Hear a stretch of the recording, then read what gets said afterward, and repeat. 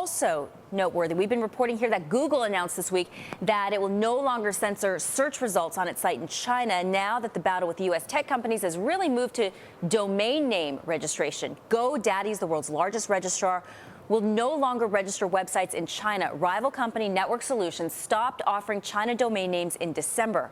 Joining us now is GoDaddy Executive Vice President and General Counsel Christine Jones. Now, she testified before a congressional panel on China and the Internet yesterday. Welcome to you, Ms. Jones. Do you think this is a good move, or what was behind your decision to stop registering China domain names? Well, we think it's a great move, and we would also applaud the move that Google made, because we feel like censorship in China is, has sort of run its course. The decision for us really was based on the fact that we were required by Chinese officials to begin collecting data that we had not previously been asked to collect, and we felt very uncomfortable with providing that sort of information about Chinese nationals or even people in other countries back to the Chinese government. So in the end, for us, it was really a pragmatic solution. As I've said before, we really don't want to be the agent for the Chinese government, and we felt that was the position they were putting us in. So we just went ahead and made the decision that we're unfortunately not going to offer those .cn Chinese-based domain name registrations anymore. Now, as you're describing, the decision was prompted by a recent increase in China's surveillance and monitoring of Internet activities. I'm curious if you could explain further how GoDaddy was vulnerable if it's just domain names and not necessarily a whole lot of content. Well, this decision is specifically with regard to domain names. Of course, we are a very large provider of website hosting as well, and from time to time, the content of websites that are hosted in China is targeted.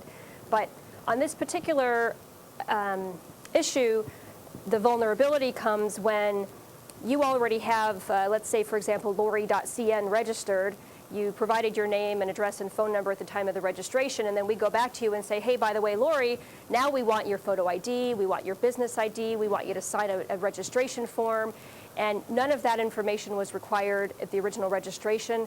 That's where we felt like we were having to take an additional step and a very untenable position for us, and that's what we weren't willing to do. Do you anticipate the step to basically bail out on China is going to be permanent, or do you foresee a time when you'd return to the market?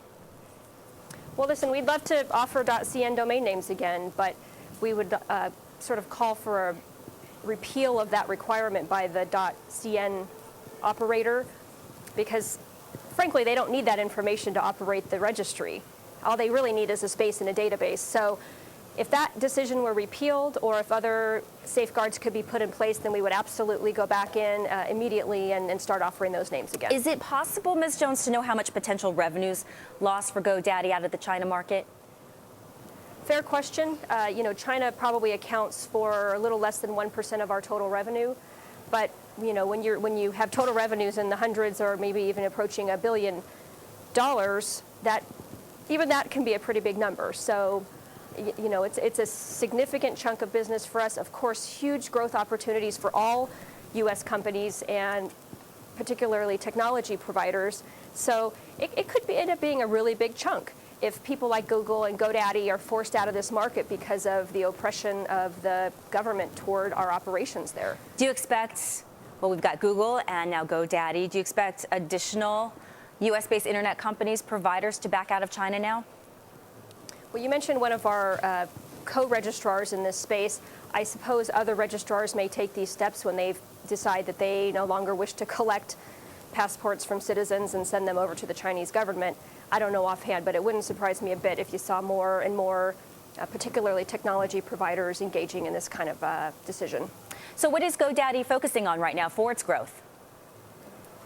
Well, there are a lot of people in the world, and not that many of them have domain names. And in the whole world, there are less than 200 million domain names registered. So we'd like to go out there and see every single person have a domain name to start with.